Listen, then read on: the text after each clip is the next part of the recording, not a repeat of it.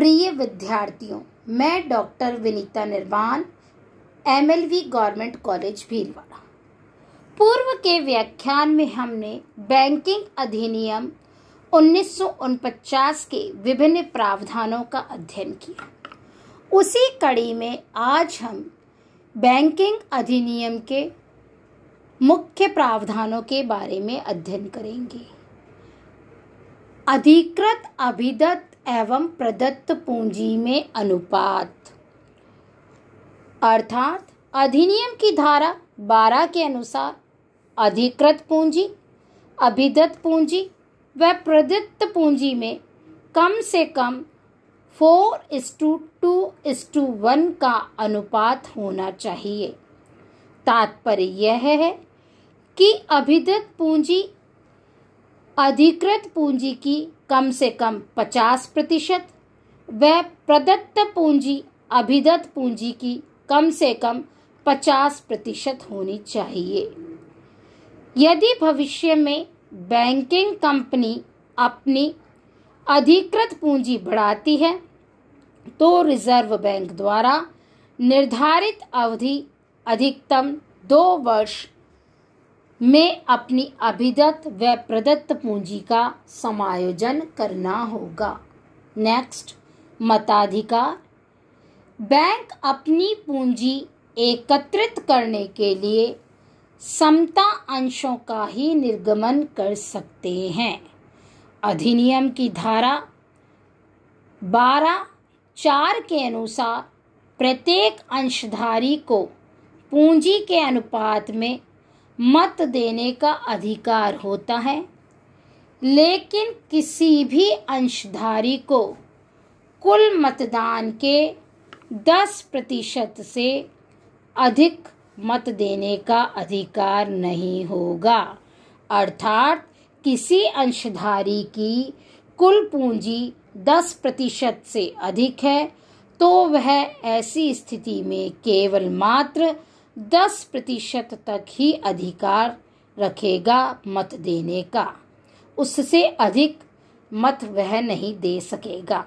1 फरवरी 1994 से पहले मत देने का अधिकतम अधिकार 1% ही था, लेकिन 1 फरवरी 1994 को संशोधन के परिणाम स्वरूप बैंकिंग व्यवसाय में निजी क्षेत्र के बढ़ने की संभावना बहुत अधिक हो गई है। नेक्स्ट, लाभांश वितरण पर प्रतिबंध। अधिनियम की धारा 15 के अनुसार बैंकिंग कंपनी के लिए आवश्यक होगा कि वह लाभांश वितरण से पूर्व अपनी सभी व्यय एवं हानि की व्यवस्था कर ले। इन व्ययों में प्रारंभिक पूंजीगत व्यय भी सम्मिलित है, जिनकी व्यवस्था करनी होगी।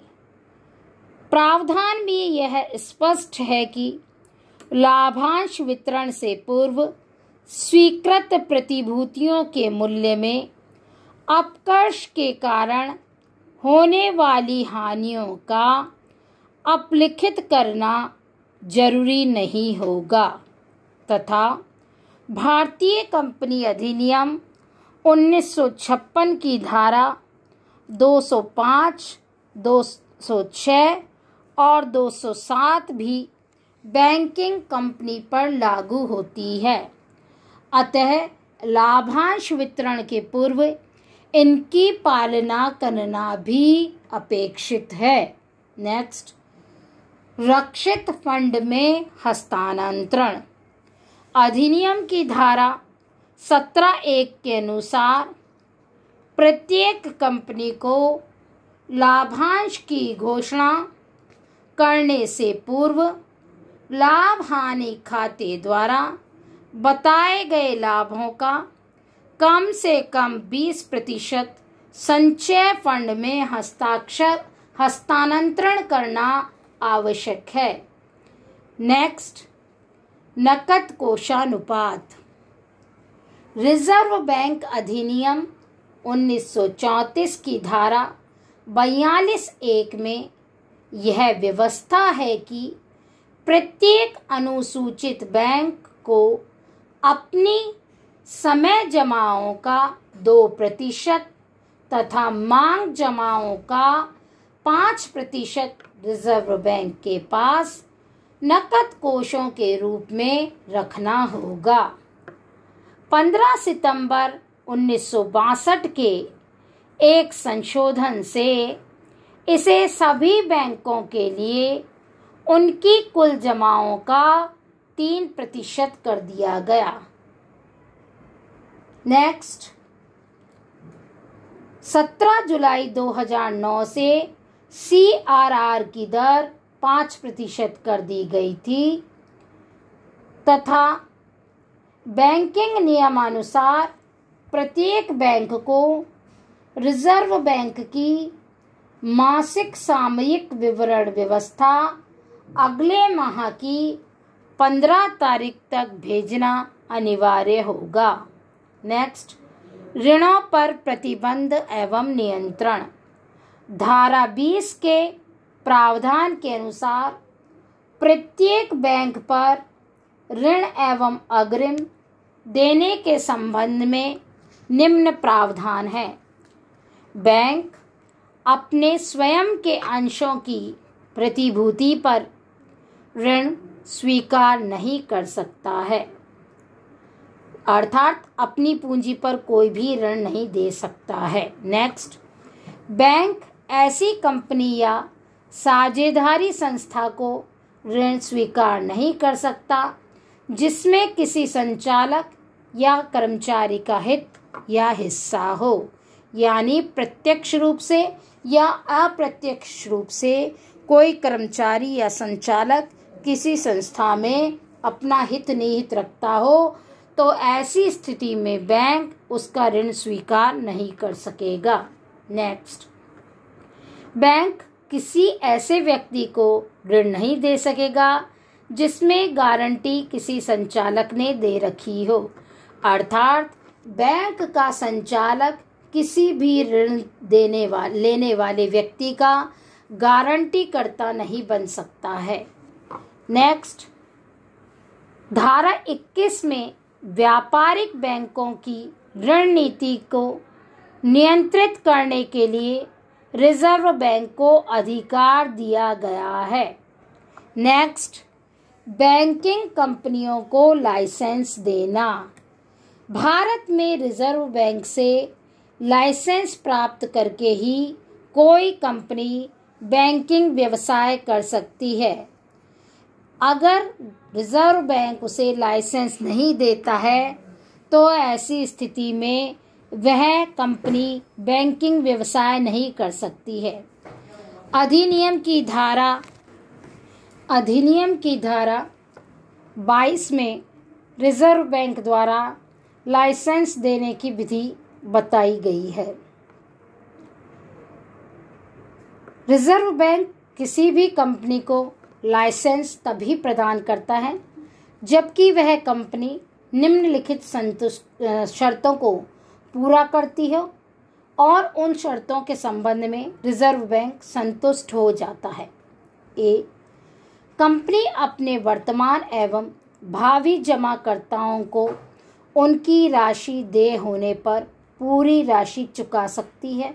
बी, कंपनी का कार्य संचालन ऐसा नहीं चल रहा है और संभावना भी नहीं है कि जिससे वर्तमान एवं भावी जमाकर्ताओं का अहित हो। नेक्स्ट, विदेशी कंपनी है तो भारत में उस कंपनी द्वारा व्यवसाय चलाना सार्वजनिक हित में होगा। भारत में देश या जिस देश की कंपनी है उस देश की सरकार व वहाँ का कानून भारतीय रजिस्टर्ड बैंकिंग कंपनियों के विरुद्ध ना हो। और नेक्स्ट, विदेशी कंपनियों पर लागू होने वाले देश के कानून या अधिनियम का पालन करेगी। अतः इन सभी स्थितियों से संतुष्ट होने के पश्चात बैंकिंग कंपनी रिजर्व बैंक द्वारा लगाई गई शर्तों का पालन नहीं करती है या बैंक व्यवसाय करना छोड़ देती है तो ऐसी स्थिति में उसके लाइसेंस को रद्द करने का पूर्ण अधिकार रिजर्व बैंक को प्राप्त हो जाता है। नई शाखा खोलना एवं स्थानांतरण। स्थापित बैंकिंग कंपनी विस्तार के लिए नई शाखा अगर खोलना चाहती है या किसी शाखा का स्थान परिवर्तित करना चाहती है तो अधिनियम की धारा 23 के अंतर्गत उसे रिजर्व बैंक से पूर्व अनुमति प्राप्त करनी होगी। परंतु बैंकिंग कंपनी एक ही शहर या गांव में शाखा के स्थान में परिवर्तन करना चाहती है या अस्थायी शाखा अधिकतम 1 माह के लिए स्थापित करना चाहती है तो ऐसी स्थिति में रिजर्व बैंक की पूर्व अनुमति लेने की आवश्यकता नहीं होगी। नई शाखा खोलने के लिए बैंकिंग कंपनी द्वारा रिजर्व बैंक के पास लिखित में आवेदन करना होता है। तत्पश्चात ही रिजर्व बैंक यह निर्णय लेता है कि वह शाखा को स्थानांतरित कर सकती है अथवा नहीं। विचारार्थ बिंदु निम्नलिखित होते हैं। बैंकिंग कंपनी की वित्तीय स्थिति तथा इतिहास, बैंकिंग कंपनी के प्रबंध का सामान्य स्वरूप, पूंजी की पर्याप्तता एवं आय की संभावना तथा इसके क्या सार्वजनिक हित होंगे या नहीं। इन सभी बातों से संतुष्ट होने के बाद रिजर्व बैंक नई शाखा खोलने या स्थान परिवर्तन के संबंध में अनुमति प्रदान करता है। नेक्स्ट, वैधानिक तरल कोष। सुदृढ़ बैंकिंग व्यवस्था के सिद्धांतों के अनुसार बैंकों के पास पर्याप्त तरल साधनों का होना अत्यंत आवश्यक है जिससे कि जनता का विश्वास बढ़ाया जा सके। भारतीय बैंकिंग नियमन अधिनियम 1949 की धारा 24 के अनुसार प्रत्येक अनुसूचित बैंक को अपनी कुल जमाओं का कम से कम 20% तरल कोषानुपात रखना अनिवार्य है तथा 1974 के एक संशोधन से इसे बढ़ाकर 25% कर दिया गया। रिजर्व बैंक ने बैंकों के वैधानिक तरल कोषानुपात को घटाकर 18 दिसंबर 2010 को 24% कर दिया। बैंकिंग रेगुलेशन एक्ट 1949 के प्रावधानों के अनुसार एक ऐतिहासिक परिवर्तन के द्वारा किसी भी सीमा तक SLR को नीचे निर्धारित करने का अधिकार भी रिजर्व बैंक को मिल गया है। भारत में संपत्ति अधिनियम की धारा 25 का प्रावधान विदेशी बैंकिंग कंपनियों पर लागू होता है जिन्हें अपनी समस्त मांग और अवधि दायित्व की 75% संपत्ति भारत में रखना आवश्यक बनाया गया है। अंतिम खाते एवं उनका अंकेक्षण अधिनियम की धारा 29, 30, 31, 32 व 33 के अंतर्गत अंतिम खाते व उनके अंकेक्षण के संबंध में प्रावधान दिए गए हैं।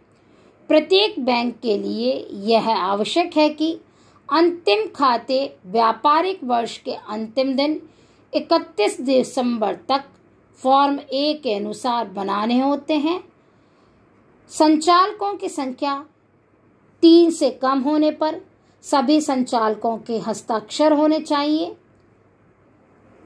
और बैंकों को इन अंतिम खातों का अंकेक्षण कराना आवश्यक होता है।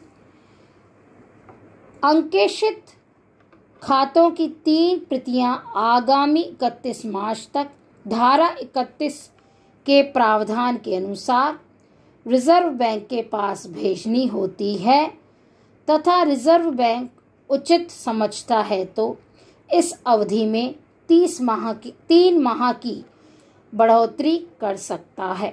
निरीक्षण: बैंकिंग कंपनियों की कार्यक्षमता बनाए रखने व उनमें सुधार हेतु इस अधिनियम की धारा 35 में रिजर्व बैंक को बैंकिंग कंपनियों के निरीक्षण का अधिकार दिया गया है। बैंकों का एकीकरण: बैंकिंग नियमन अधिनियम में यह प्रावधान है कि चाहे तो 2 या 2 से अधिक बैंकों का एकीकरण किया जा सकता है और जिन बैंकों का एकीकरण किया जाता है उन्हें अपनी अलग अलग अंशधारियों की साधारण सभा में 2/3 बहुमत से एकीकरण की योजना को स्वीकृत कराना होता है। नेक्स्ट, बैंकों को बंद करना। किसी भी बैंकिंग कंपनी या समापन भारतीय कंपनी अधिनियम 1956 व भारतीय बैंकिंग नियमन अधिनियम 1949 के प्रावधानों के अनुसार किया जा सकता है। ए, बैंक अपने ऋण के भुगतान करने में त्रुटि करता है तो ऐसी स्थिति में रिजर्व बैंक के निस्तारण का आदेश दे सकता है। नेक्स्ट, बैंक ऋण के भुगतान के अयोग्य समझा जाए जबकि रिजर्व बैंक के कार्यालय वाले स्थान पर स्थापित बैंक ऋण के भुगतान की मांग की 2 दिन तक पूर्ति नहीं करे। नेक्स्ट, रिजर्व बैंक का कार्यालय न होने वाले स्थान पर स्थापित बैंक ऋण के भुगतान की मांग की 5 दिन तक पूर्ति न करे। नेक्स्ट, रिजर्व बैंक न्यायालय में बैंकिंग कंपनी के समापन के लिए आवेदन कर सकता है जबकि बैंकिंग कंपनी के निरीक्षण के समय उसके कार्यों से संतुष्ट नहीं है तथा इस संबंध में केंद्रीय सरकार से उस बैंक के समापन हेतु निर्देश प्राप्त है तथा बैंकिंग कंपनी निश्चित समय में तरल एवं अचल संपत्तियों संबंधी नियमों के पालन करने में असमर्थ है। बैंक के विघटन या समापन पर भारतीय कंपनी अधिनियम की धारा 433 व 583 भी लागू होती है। दंड व्यवस्था: भारतीय बैंकिंग नियमन अधिनियम 1949 के प्रावधानों के प्रतिकूल कार्य करने वाले व्यक्ति को अधिनियम के प्रावधानों के अनुसार दंडित किया जा सकता है। धारा 46 के अनुसार किसी भी व्यक्ति द्वारा गलत बात को जानबूझकर सही बताने पर अथवा विवरण चिट्ठा या अन्य प्रपत्र में किसी तथ्य को प्रकट न करने की स्थिति में 3 वर्ष तक की कैद या आर्थिक दंड। व्यक्ति जो कोई भी प्रदर्शित करने योग्य सूचनाएं, प्रपत्र, पुस्तकें नहीं देता या निरीक्षण में निरीक्षक का सहयोग नहीं करता तो ऐसी स्थिति में प्रत्येक त्रुटि पर 5,000 रुपये का आर्थिक दंड और साथ ही साथ त्रुटि जारी रहने पर 50 रुपये प्रतिदिन का अतिरिक्त दंड लगाया जा सकता है।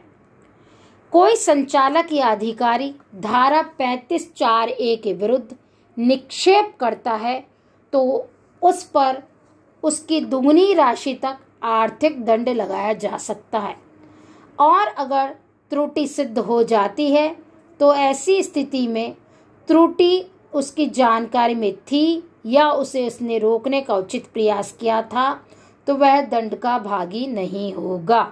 नेक्स्ट, अधिनियम की किसी धारा या नियम की अवहेलना करने पर संचालक, अधिकारी या त्रुटि के जिम्मेदार व्यक्ति पर 500 रुपये तक का अर्थदंड लगाया जा सकता है और त्रुटि जारी रहने पर 50 रुपये तक प्रतिदिन का अर्थदंड भी लगाया जा सकता है।